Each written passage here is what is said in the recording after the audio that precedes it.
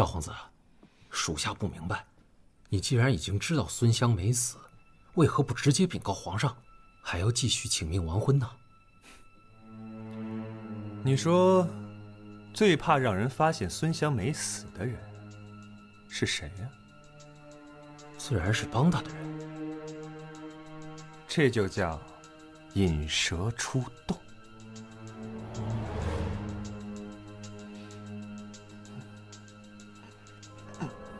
大皇子，大皇子，大皇子，大。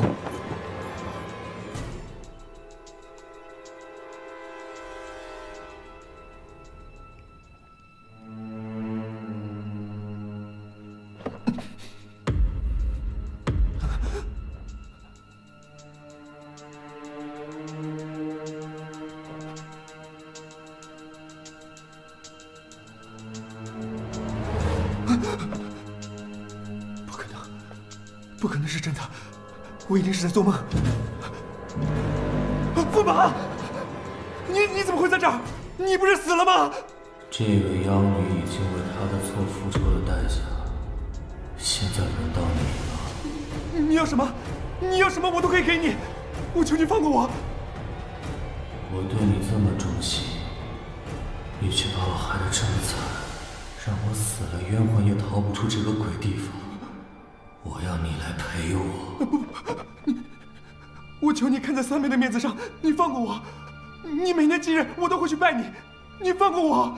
我要你一字一句写清楚你是怎么害死我的，写清楚我的死是多么的惨，我要拿去地府申冤。我写。写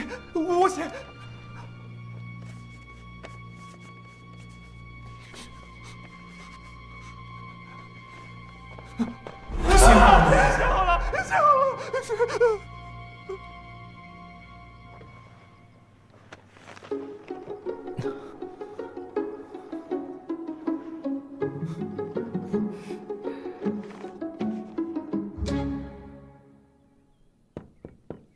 殿下，喜糖已布置妥当。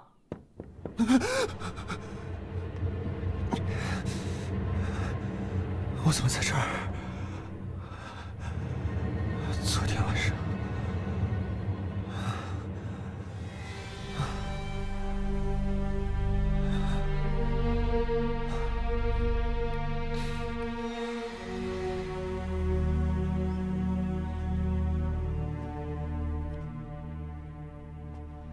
大皇兄怎么昨晚没睡好？不提也罢。对了，明日便是我的喜宴了，因是与亡人结亲，不宜大办，所以今日我特意请了父皇和二位妹妹前来，我们一家人借此喜事，好好聚一聚。陛下可是在担心孙香假死之事？哎，蝼蚁之死何足挂齿？大皇子是朕唯一的儿子，而明玉却有帝王之才，鹬蚌相争啊！哎，恭喜大皇兄啊！四妹来了，四妹要是真的恭喜我，不妨将孙姑娘的尸首交出来。四妹要是真的恭喜我，不妨将孙姑娘的尸首交出来，好让我与她拜堂成亲。大皇兄说什么呢？孙姑娘的尸体，不一直是大皇兄在看管吗？袁明玉，你装什么？我与孙姑娘的婚事，乃是父皇下的旨。可现在呢，新郎在这儿，而新娘活不见人，死不见尸。这难道不是你搞的鬼？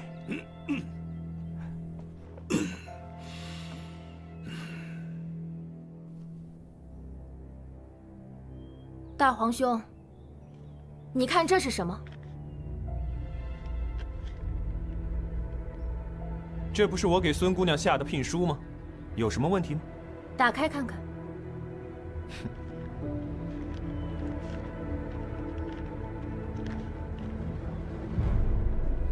这封信我不是调包了，是吗？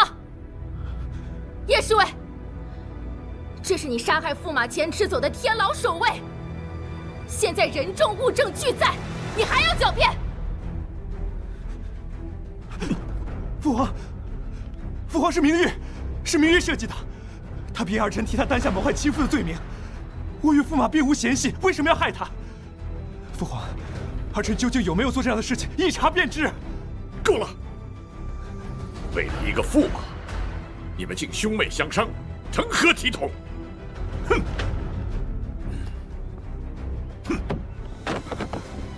父皇，父皇！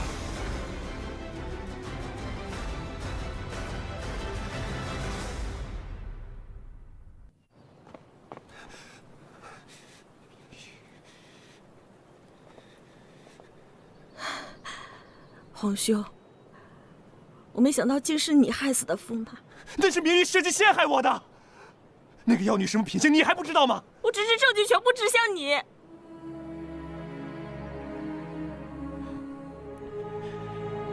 我的好妹妹，我所做的一切，都是为了我们兄妹之间的筹谋啊！为了我们的筹谋，你明知我与驸马的情谊，你却下此狠手。你口口声声说着明玉是妖女，但我看明玉除了情感放荡之外，并无恶行，反倒是你。驸马已死，不要再提。将来我做了皇帝，你就是长公主，到时候别国的皇子，你哪个配不上？皇兄，我虽不知你有什么打算，但父皇属意要将明玉封为皇太女之事，只是传闻。皇兄万万不可以此兄妹相争，父皇最讨厌这样了。他放荡无度，却屡受恩宠，现在又有赈灾之功，你还觉得皇太女之事是传闻吗？但父皇这次有责罚过你吗？父皇虽然宠爱明玉，可也从来没有亏待过我们啊。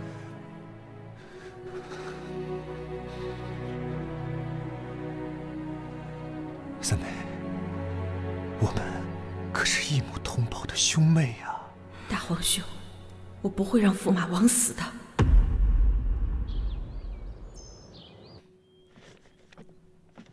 来，尝尝，我亲手做的。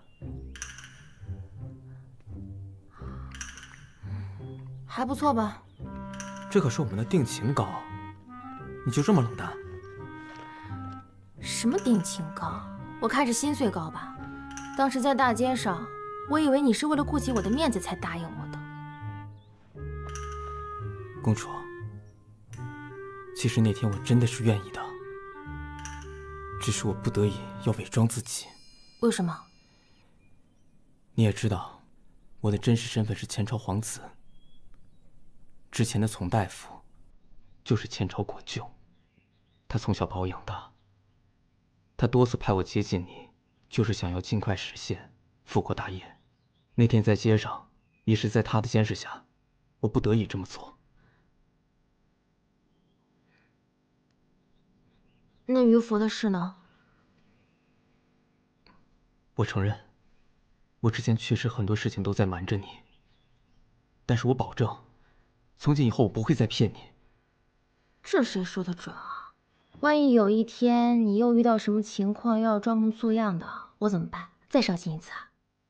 那我们就约定一个手势。如果我做出这样的手势，就证明我在伪装自己。那你喜欢我吗？喜欢。不喜欢。我喜欢。这是绿色的。对。这个是李子。这是桃子。世子一表人才，可有定心呐？臣这次除了上京面圣之外，也想觅得良缘。啊，那你找到心仪的人了吗？臣久仰四公主美名，今日一见，果然不同凡响。甚至觉得似曾相识，好像在哪里已经见过了。这么说，你是有意明玉喽？啊，若是两厢情愿的话，自然是好。既然如此，啊，你们年轻人自己定吧。来，明玉，父皇知道我的心中只有叶少。朕这个女儿让朕给宠坏了。其实叶侍卫的事情，臣也略有耳闻。四公主这样有情有义，让我更甚佩服。四公主，敬你一杯。再不成为女帝，不知道还有多少个驸马等着我。我只愿叶少帮我。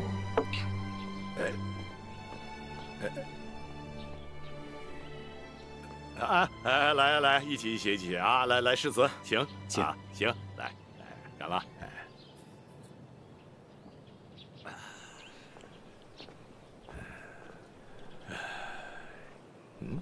父皇，你们俩怎么来了？皇兄近日一直在家中闭门思过，有许多领悟，想请父皇指点，又怕父皇还在生他的气，所以才让儿臣作陪。哦，领悟，有意思。你说说，你都领悟了些什么？领悟不敢当，醒悟却有不少，尤其是感情的事，不能强求。镇北侯手握重兵，镇守边疆，虽可以抵御外敌，也可能是内患呐，必然要拉拢的呀。父皇所言甚是，儿臣也以为，若以联姻加强与镇北侯的关系，既能让皇恩泽披边疆，让百姓感恩父皇，也能让父皇的威严震慑那些有狼子野心的家伙。你说的没错。联姻，你有合适的人选吗？自然是父皇的血脉为佳。三妹就是合适的人选。比起明玉的乖张，三妹明仪端庄贤惠，更适合与世子结亲。明仪，你有什么意见呢？儿臣认为，正如大皇兄所说，感情之事不可强求。既然世子喜欢的是明玉，那将我许配给他反而不美。何况皇家威严，又岂用嫁女来讨好一个镇北侯呢？好啊，明仪，近日有所不同，不愧是朕的女儿啊！大皇子，这联姻之计，你也还得重新筹谋啊！儿臣定当想出一个万全之策。你想为自己的父皇母后报仇吗？我的父皇和母后对我来说，只是遥远而又模糊的记忆。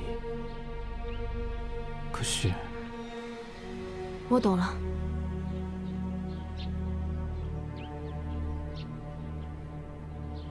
那你想做皇帝吗？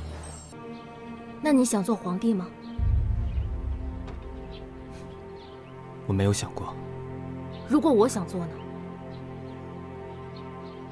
你想做皇帝？从驸马至死，到孙湘，到大皇子，我看到的都是一个已经糊涂了的父皇。我不想再失去任何人。这个皇位，我要定了。我一定支持你。你不在乎我是不是做皇帝的料？我相信你，一定会是一个好皇帝。会不会是好皇帝，我不知道。但我可以确定，我会是一个不一样的皇帝。如果我能登上皇位，女人就不必再屈居于男人之下。读书、行商，她们可以和男人一样，做任何他们想做的事情。这就是一个好皇帝。三妹消消气，皇兄也是觉得世子是个良配，才会帮你筹谋的嘛。我看皇兄是为自己筹谋的多吧。三妹住在宫里，近日来可知父皇的身体如何？皇兄还是有话直说。今日我在宫里遇到了一位曾在我府上的宾客，说是给父皇看病，可此人在我府上的时候，从未说过他通晓医术，更没有说过他与明玉熟识。万一……我自会帮皇兄打探。三妹，皇兄可就全靠你了。皇兄若是什么都不做，也不会有这么多麻烦。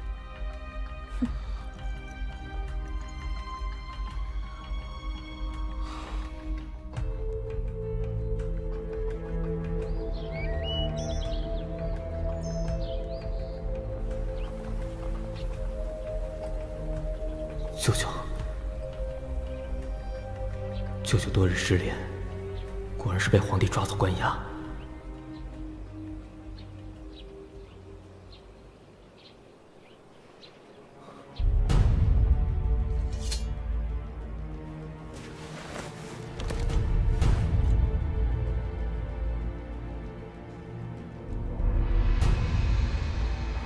什么人？快走啊！走啊！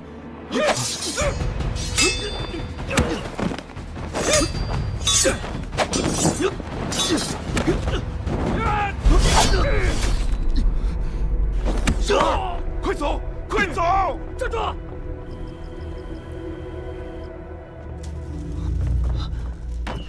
怎么了？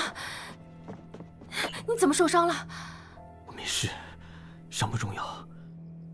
我舅舅还在皇帝那儿。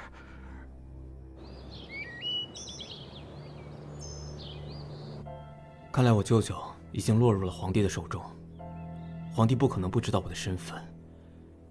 可若是知道了我的身份，为何会放了我？的确奇怪，父皇应该直接追剿余孽，怎么会把你舅舅留在宫中？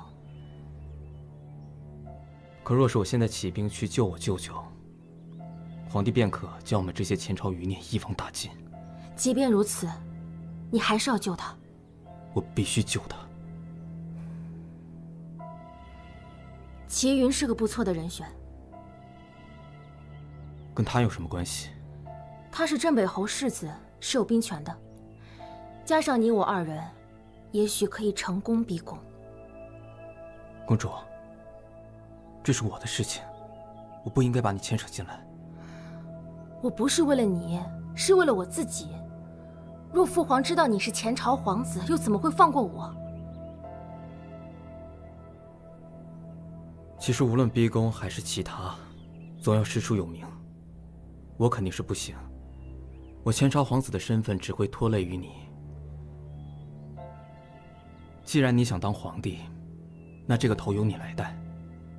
孙湘的事情不过是百姓的谈资，轮不到逼宫的地步。自古成王败寇，只要我们成功了，理由会有的。想要世子为我们出兵，只能先欲擒故纵试试了。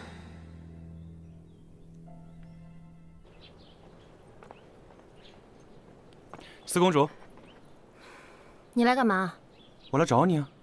切！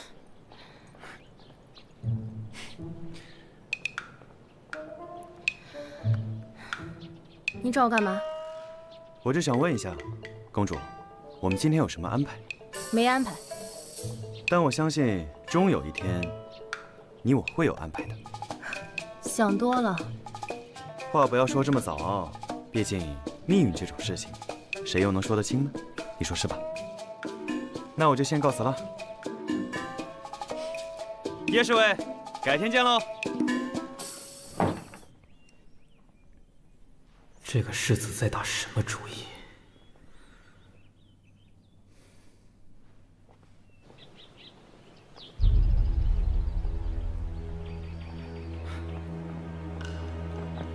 见过大皇子。我就知道能在这儿找到你。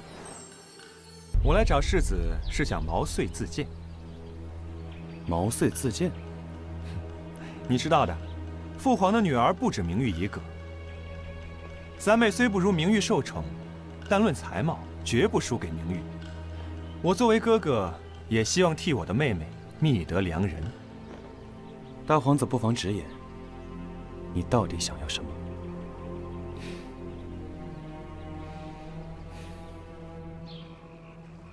驸马这事我也有所耳闻，我只是很好奇，三公主明知驸马是大皇子所害，为何还与之来往？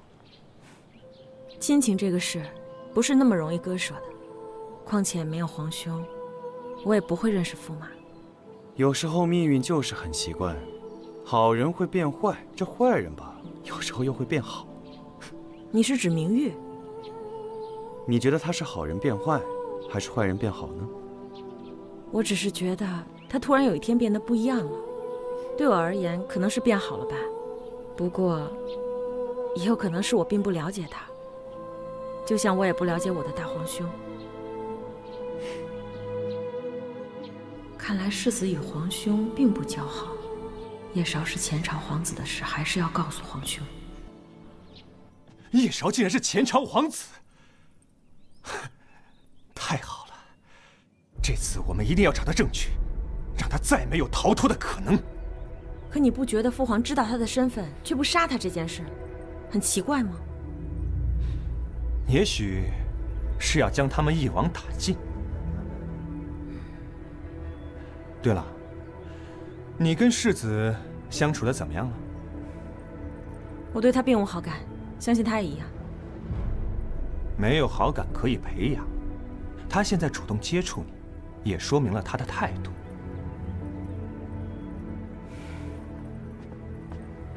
父皇，你好狠的心呀！知道叶韶是前朝皇子，留他做诱饵，却还放任他和明玉。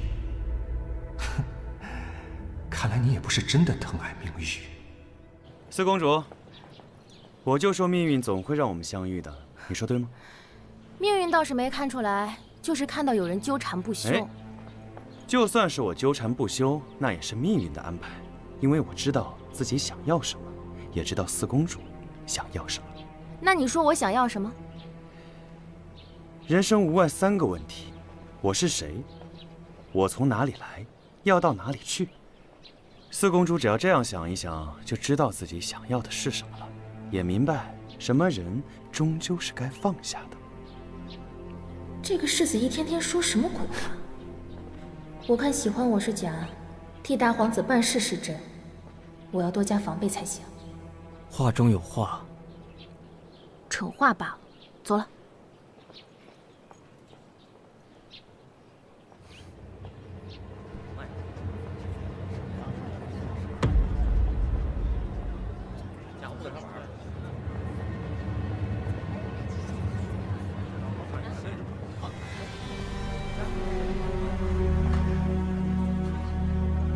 奇怪，怎么世子前脚出现，后脚就出现杀手了？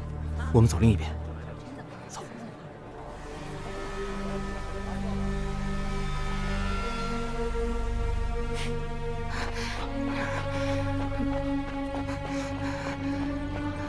公主别担心，我们先将世子引到这里，再对他下手。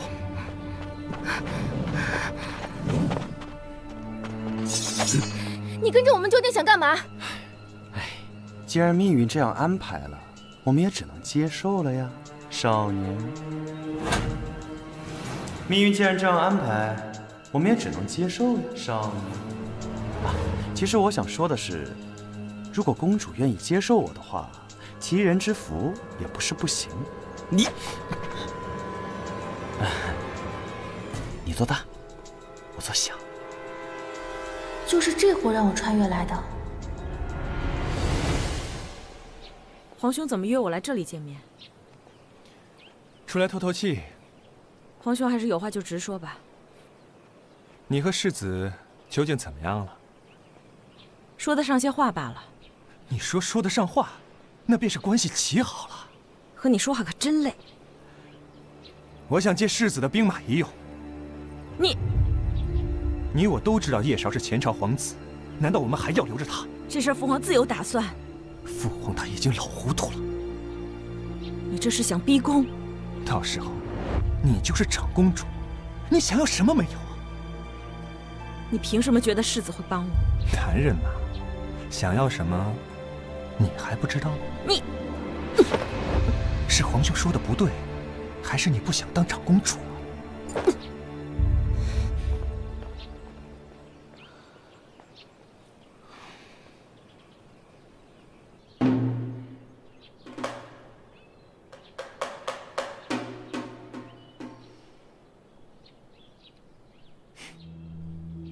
世子，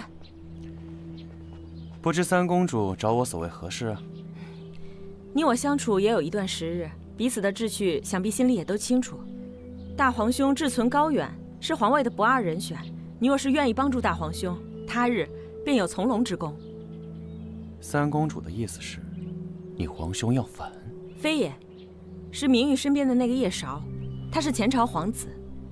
如今父皇偏宠明玉，断不能让叶韶这个前朝余孽有机可乘。你若是愿意出兵帮助皇兄清君侧，他日我们也算是一段佳话。在下一定不会辜负公主的一番美意。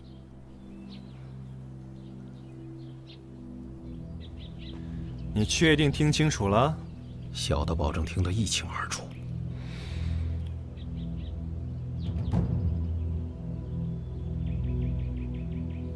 以防万一，我还是要盯紧点。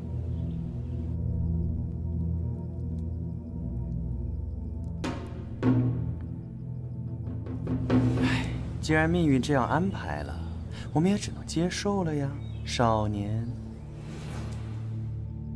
他是变成世子来帮我的吗？少年，少年，少年。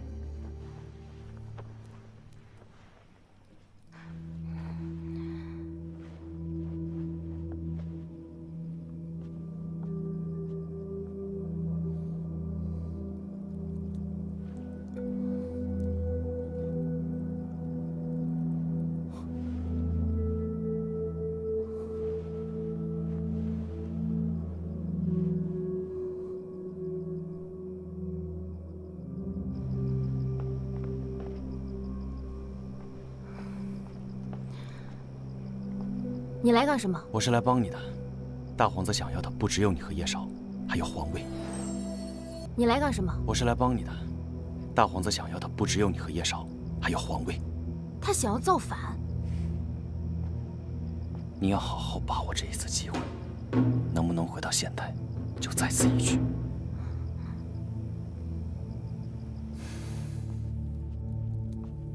你怎么起来了？你怎么出去了？大皇子要有行动了。大皇子？嗯，不是世子。大皇子知道你是前朝皇子了。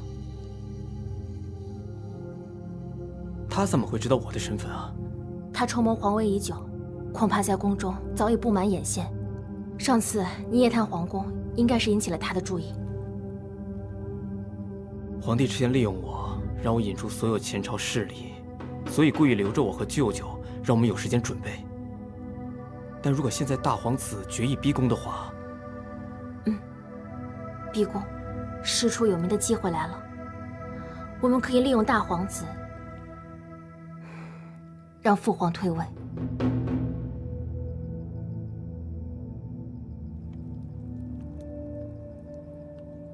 我知道你在担心什么。如果我们不抓住这次机会，让大皇子得逞的话，你的父皇也不会是退位这么简单。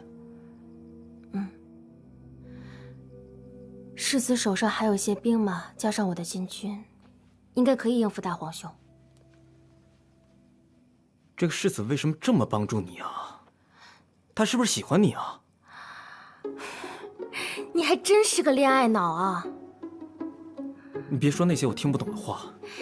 像我这么优秀，大家都喜欢我，不是很正常吗？你看，你就是承认他喜欢你，所以他才这么帮你。他每天都来找你。他才没有喜欢我呢，我跟他就是纯纯的合作关系。合作？不信啊？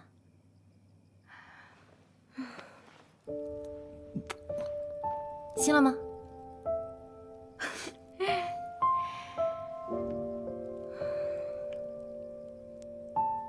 你放心，经历了这么多之后，我们两个之间已经没有任何人可以替代了。我说过会对你负责，就一定会负责到底。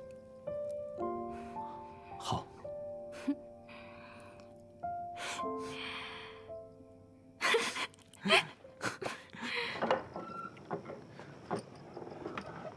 世子，你已经都告诉他了。对啊，你为什么要帮他？算是为驸马报仇吧。那你可以亲口告诉他呀。我跟他的关系又没好到那个程度。那我呢？我都帮你通风报信了，至少算是亲密吧。你不过是个报信的工具人，我们之间没有任何关系。你既然知道皇上可能传位给四公主，你就不心动吗？我只希望父皇可以没事，兄长不要再犯错。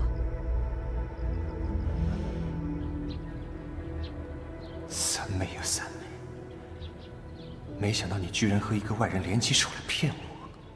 既然如此，就别怪我不顾兄妹之情了。皇兄，实在麻烦三妹替我拉拢世子了。皇兄客气了，以后还得仰仗皇兄呢。三妹见外了，以后我们兄妹俩有福同享，有难，皇兄来当。袁明玉手握禁军鱼符，为兄实在感到不安。这是京城的布防图，你替我将它交与世子，叫他尽快派兵前往城北20里外的丹峰谷，时刻准备埋伏禁军。尽快。没错，调兵一事实在难以掩人耳目，为避免夜长梦多，我们尽快行事。等准备好了，我自然会通知你和世子。世子的镇北军一到丹峰谷，立刻通知我，到时候我们一举冲入皇宫，劝父皇禅位。无论是世子还是袁明玉，都给我通通拿下！我要清君侧。是。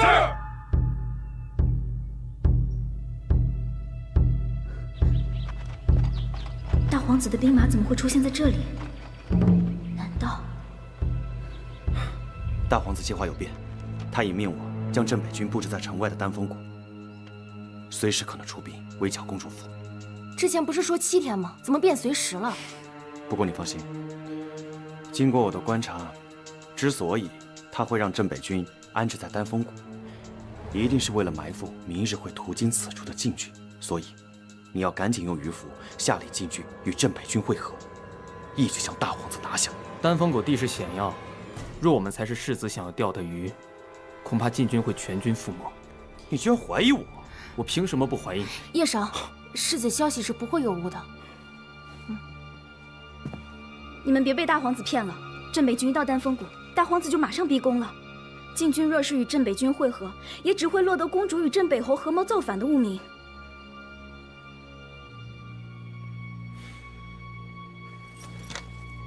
走。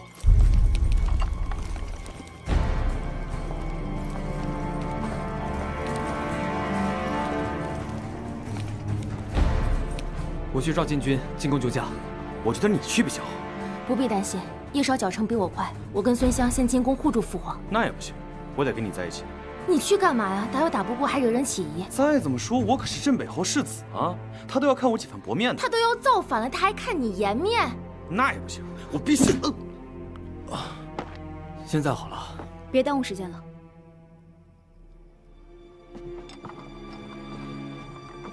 儿臣拜见父皇。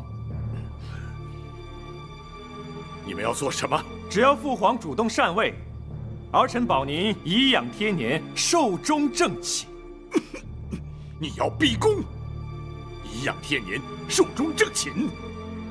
朕现在就被你这个逆子快气死了！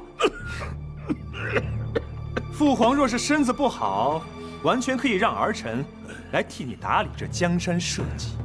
朕要是不让位呢？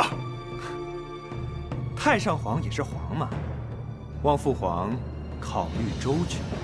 弑父的罪名，你能担得起吗？杀死父皇的，只会是父皇的宝贝女儿，而我，只是大义灭亲。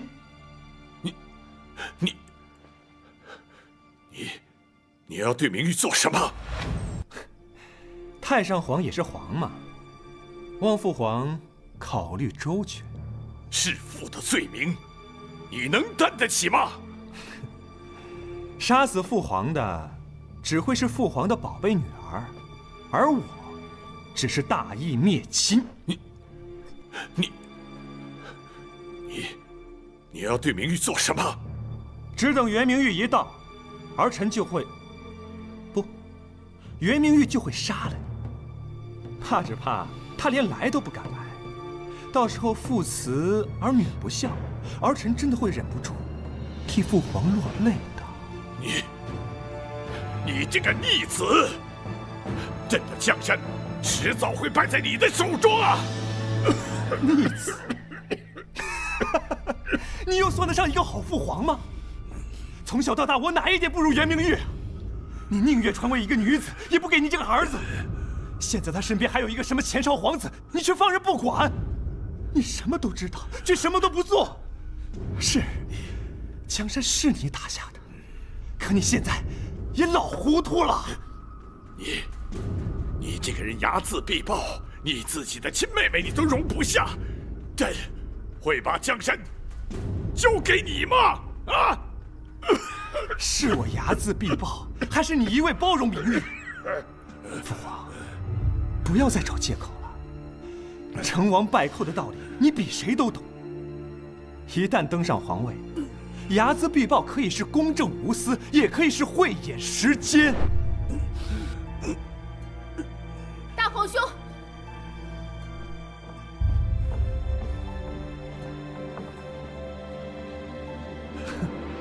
明玉，你不会以为带个孙香来就可以救下父皇吧？明玉，怎么就你们2个人啊？父皇放心，叶韶带着禁军已经在赶来的路上了。大皇兄，你现在收手还来得及。明玉啊，你把于福交给叶韶了，他可是前朝皇子啊！叶韶早就把他的身份告诉过我，他不会背叛我的。明玉啊，你糊涂啊！禁军又如何？现在父皇在我手里，你也在我手里。既然他不会背叛你，那我就不足为惧喽。不足为惧？大皇兄，得位不正，是坐不稳江山的。得位不正，父皇也是谋朝篡位，还不是江山稳坐？如今唯一的顾虑就是叶韶这个前朝余孽，现在他自己送上门来了。等我把他解决了，唯一的顾虑没有了。你说我这江山做得稳不稳？把他们给我绑起来！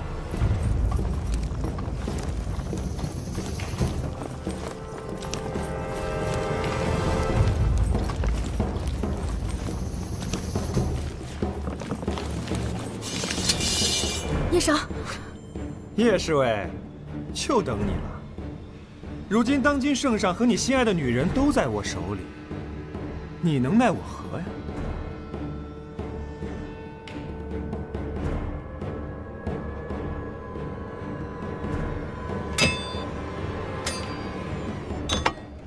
大皇子，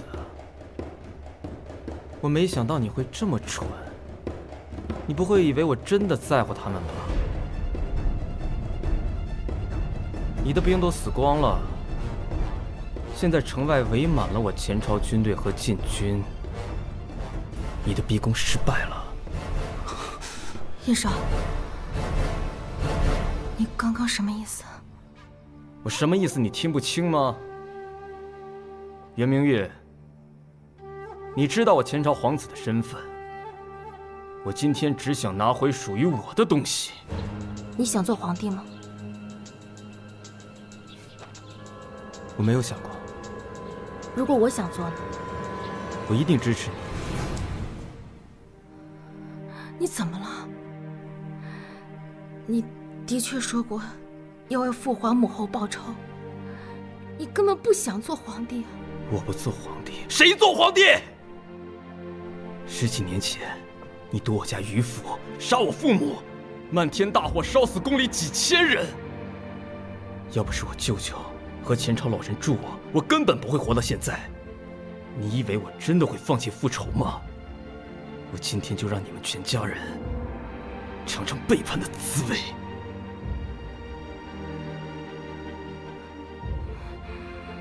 不可能，不可能！你以前是真心待我的，你不可能会这样对我。别傻了，够了！明玉，朕早就告诉过你，叶韶这个人，他早就包藏祸心，你就是不听。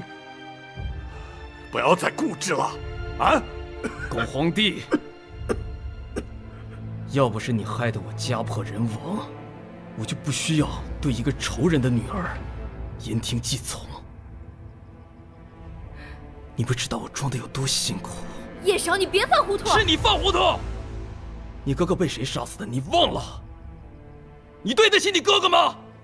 我对得起自己的良心。良心？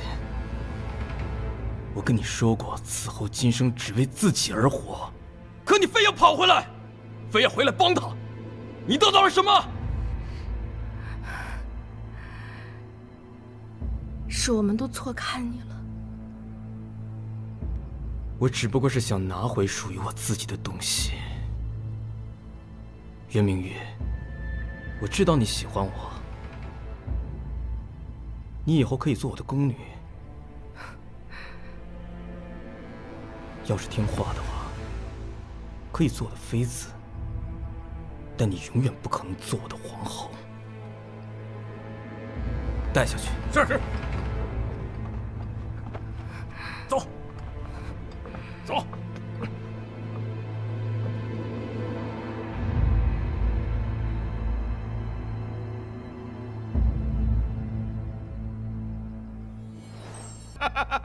韶儿，韶儿，看来天意还是站在我们这边的。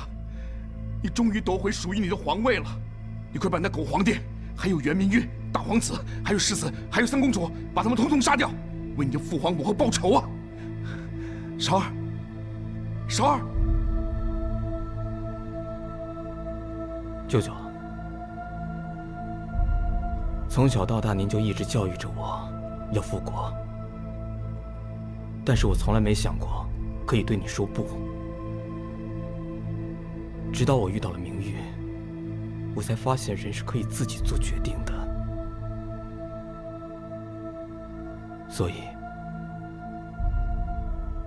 我不会做这个皇位，也不会杀他们。你在说什么？不行，你不去杀，我去杀。你要杀就杀我。让开，让开！你还知不知道你是谁啊？我是叶少，不是你复仇的工具。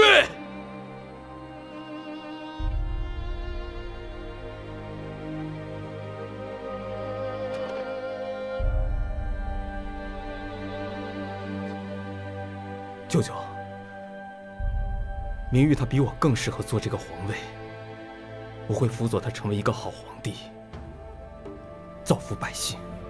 造福百姓，说得好听。那个妖女一旦登上皇位，她要是欺负你呢？她要是欺骗你呢？她要是辜负你呢？我们之间不存在辜负二字。那你父皇母后的仇呢？就不报了？啊？冤冤相报何时了？明玉说过，要以德服人。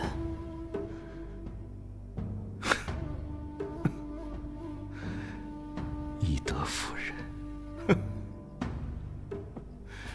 以德服人。舅舅，你要去哪儿？你现在已经不需要舅舅了，舅舅去归隐山林了。你不留下来吗？我筹谋了10几年呢，复国大业，没想到是这样的结局啊！这么多年，那个原图被权力所吞噬，舅舅何尝不是被仇恨蒙蔽了双眼呢？你说的对，你不是舅舅复仇的工具，我也该放手了。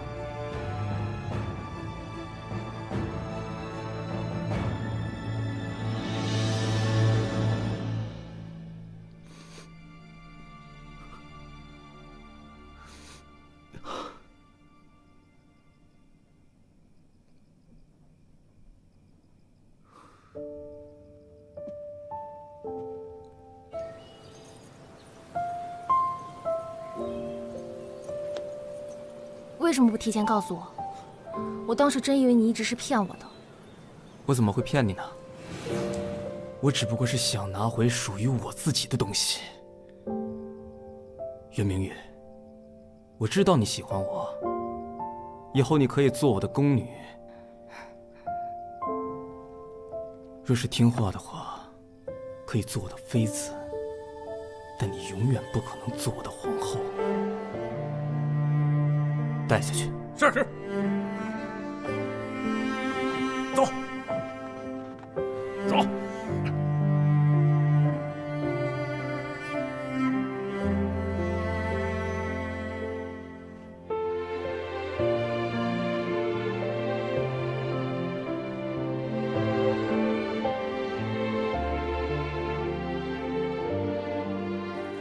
其实一开始我就不想让你去逼宫，就算你要逼宫，也不该和我一起。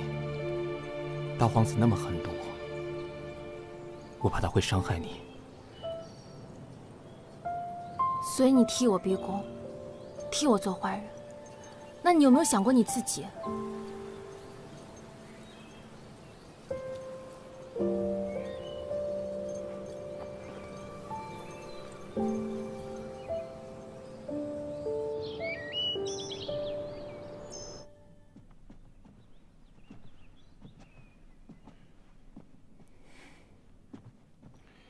恭喜你啊，现在皇位是你的了，也算是圆满完成了任务。不过我还有一个问题啊，我那晚究竟是被谁打晕的，害我没有见证最紧张刺激那一刻。若不是三公主找到我，我现在还是晕着的。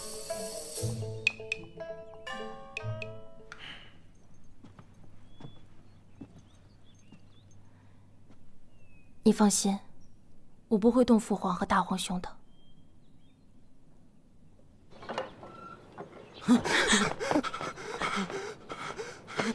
如果不是因为你，我会输吗？皇兄，事情已经尘埃落定，你还是接受现实吧。接受什么现实啊？那可是袁明玉，你怎么能够帮他呀？如果我不帮他，你必死无疑。你让我看着他登上皇位，比让我死还难受，你知不知道？正是因为我知道，我才会帮他。皇兄，如果你逼宫成功，你会放过父皇吗？但是明玉会，他会放过父皇，还有你。恕我直言，明玉比你更适合做皇帝。你现在是不是觉得，连你都有资格来教训我了？如果你不是我的皇兄，我早就教训你了。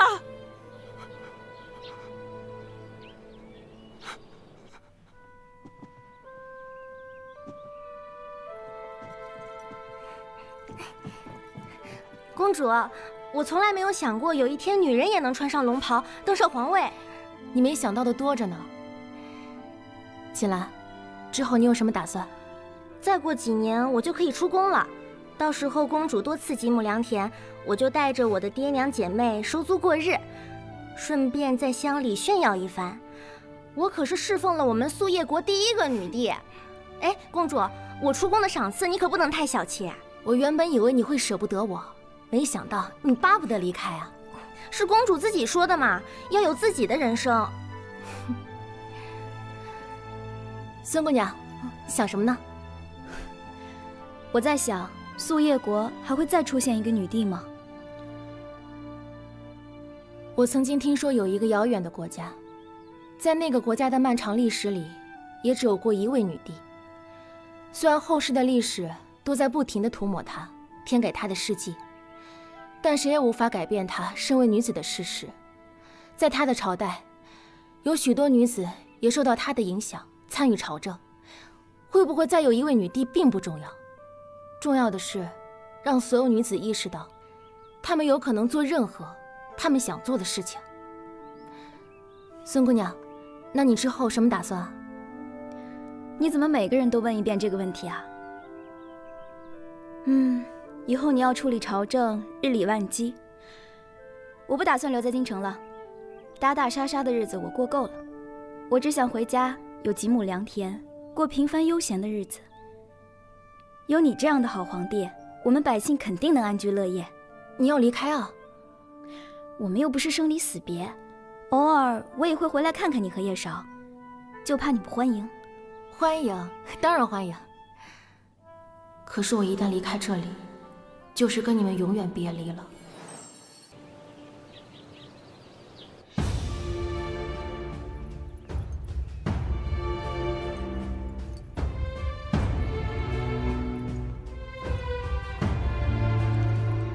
从即日起，素叶国废除跪拜，无论百官或平头百姓，都无需下跪，人人平等，男女享有同等的地位，学习、经商、参政，均不可设有性别、年龄、身份的限制。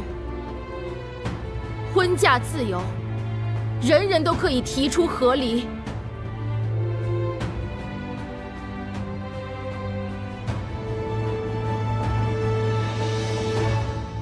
玉啊，明玉，称帝成功就意味着回到现代，只是你还放得下叶韶吗？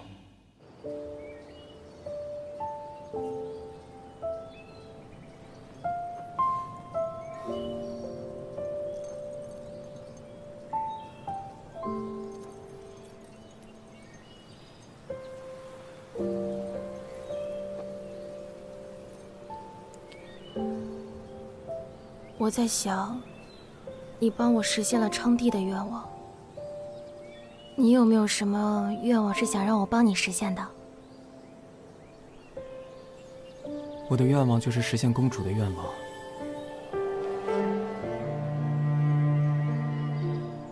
这怎么行啊？总该让我为你做些事情。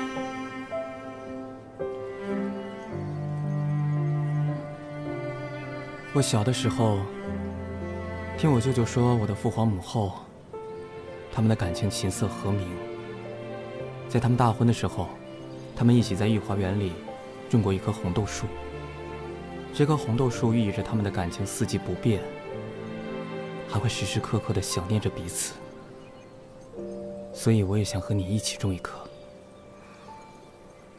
好，那我们就在御花园里面种满红豆树。一棵就够了。不行，一棵怎么够啊？好，你说种多少就种多少。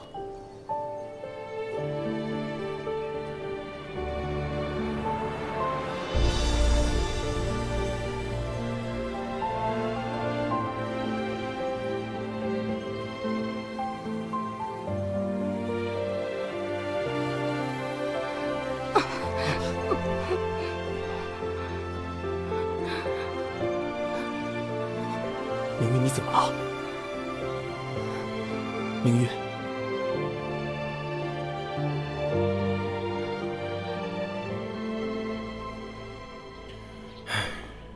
明玉的情况怎么样了？时日无多了，你和他之间是不是有什么秘密啊？天机不可泄露。那明玉的事是不是和这个天机有关？果然聪明。哎，如果你只是想保住大皇子和你的父皇的话，你可以自己当皇帝。并不是每个人都对那个位置感兴趣。况且，就算我想，我也没有胜算。我知道，不管发生什么情况，你永远都会站在明玉那边。你真没想过自己当皇帝？其实，在父皇决定立明玉为皇太女之前，确实想过。哎，那看来是我舍近求远了。什么意思啊？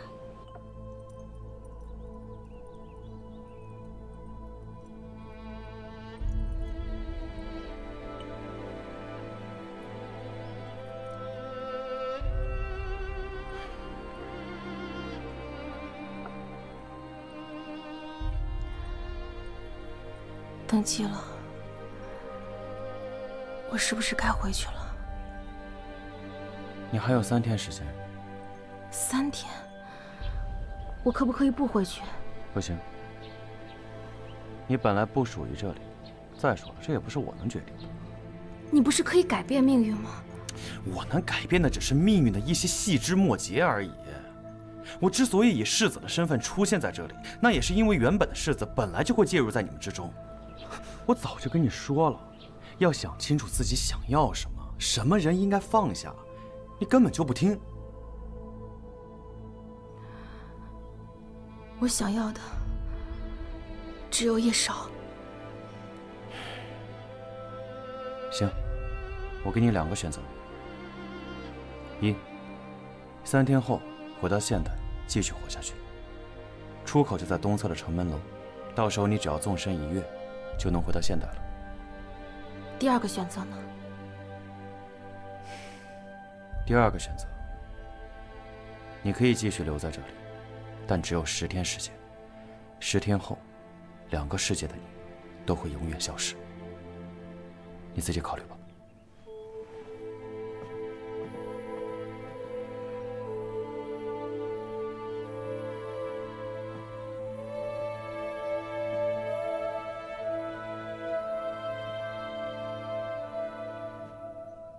3天。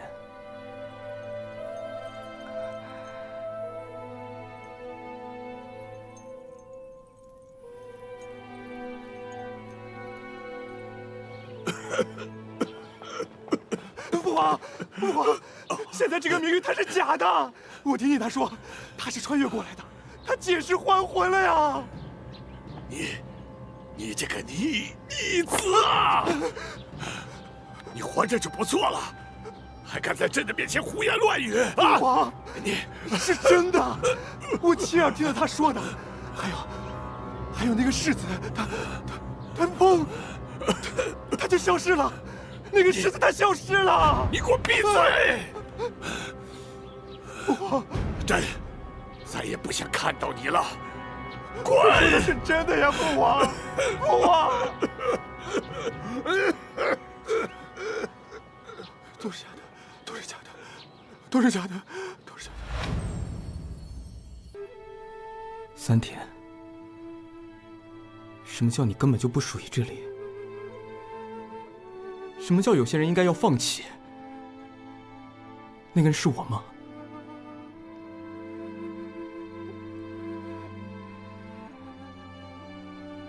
明玉，你到底想要什么？你告诉我。你难道现在还是不愿意让我知道你心里到底在想什么吗？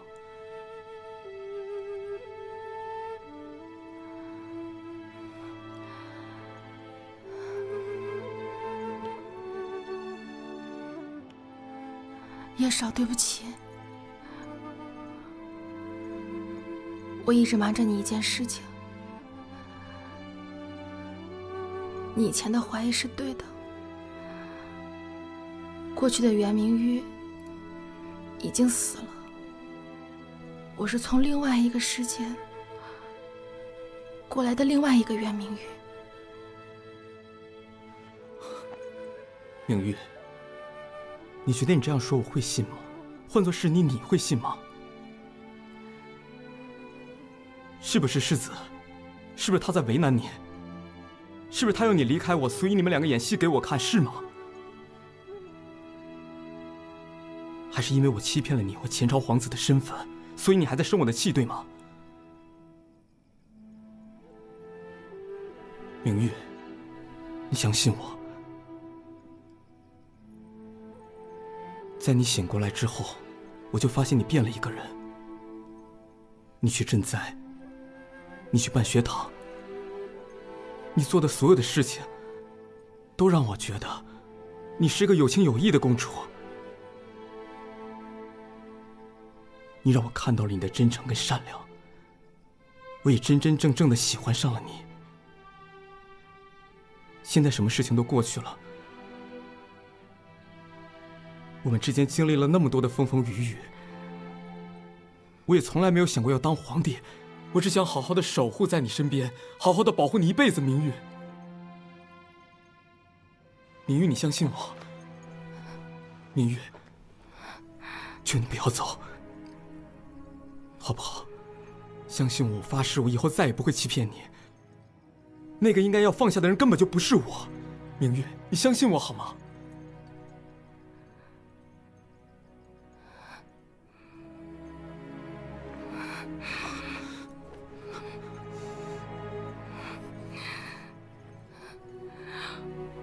我不走了，不走了。我们以后一起去吃上次没有吃到的八宝豆腐，一起去西街看皮影戏，在一起划船、踏青。叶少，以前我们错过了许多，我再也不想和你错过了。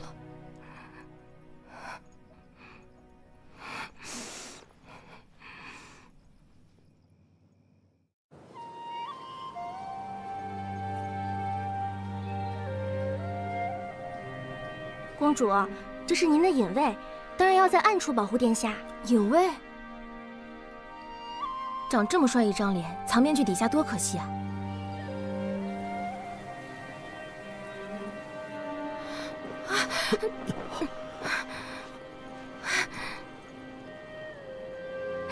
好结实的的胸膛，以后我的小命就靠你了。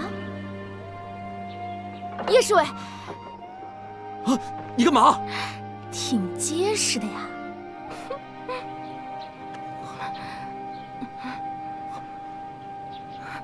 你是不相信我？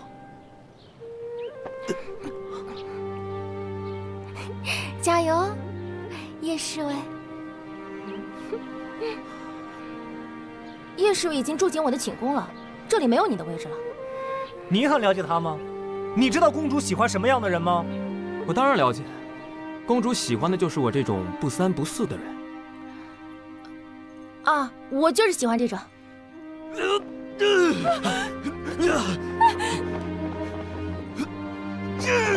叶少！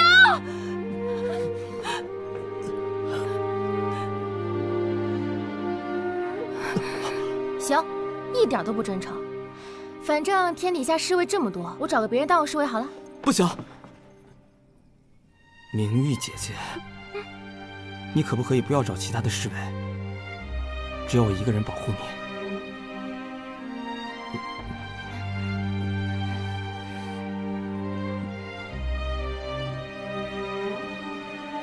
那我们就在御花园里面种满红豆树。明玉，我不会让你永远离开的，一定会有办法的。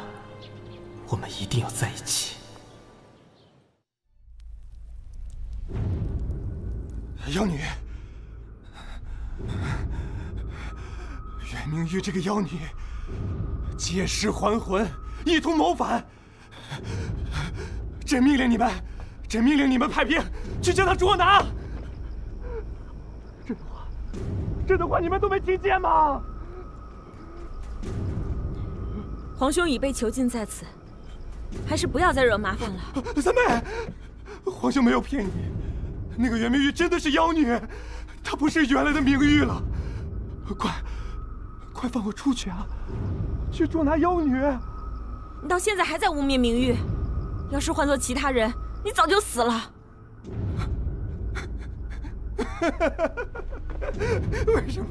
为什么你们都不信我？你们都被那个妖女蒙蔽了。朕要去斩杀妖女！来人，给朕来人！来人呐！我第一次见到你，看见你在房梁上。那个时候，我只想在你身上拿走玉符。然后我就摘了你的面具。我就知道你对我心怀不轨，但是我没有想到的是，我会喜欢上真正的你。对不起，我说过会对你负责。我真是一个说话不算话的人。不怪你，不论你是一个怎样的四公主，我都会一直保护你，一辈子都保护你，因为这是我的任务。叶侍卫，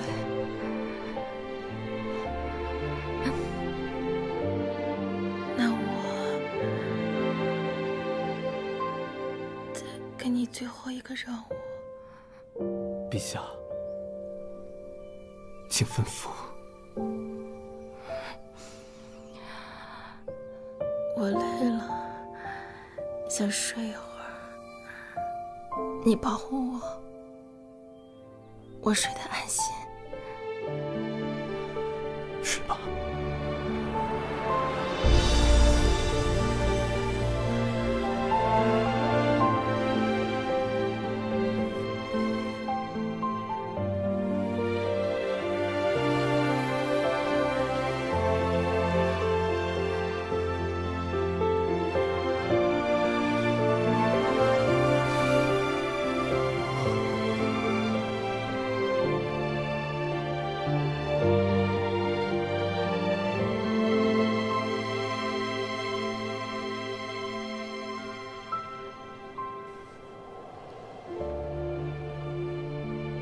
我给你2个选择：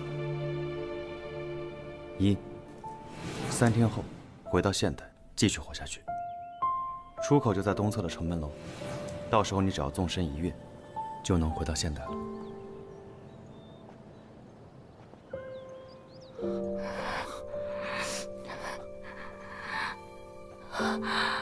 我不走了，不走了。任秋风落尽云和月，夜色清澈。趁幽梦散尽，明月，我居然不知道自己是从哪一刻开始喜欢上你的。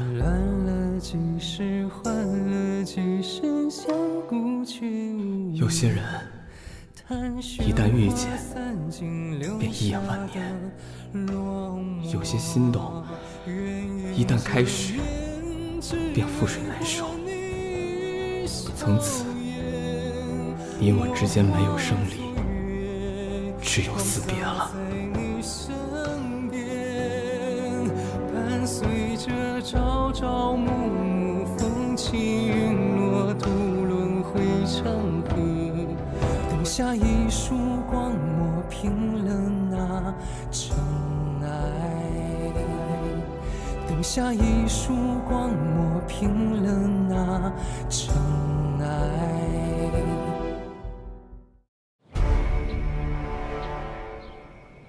明玉，我会继承你的遗志，从今往后，我会耗尽每一滴心血，让素叶国所有的子民都能够勇敢地成为自己。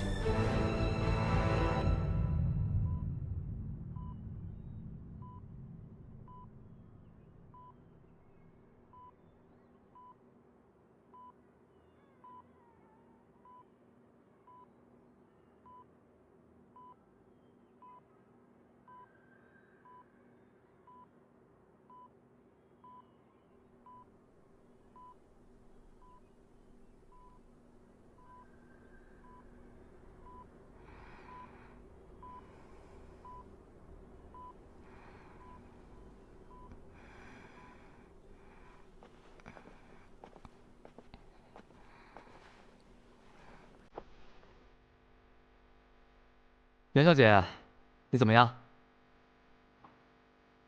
我是你的主治医生，都已经守了你1个星期了，你终于醒了。现在感觉怎么样？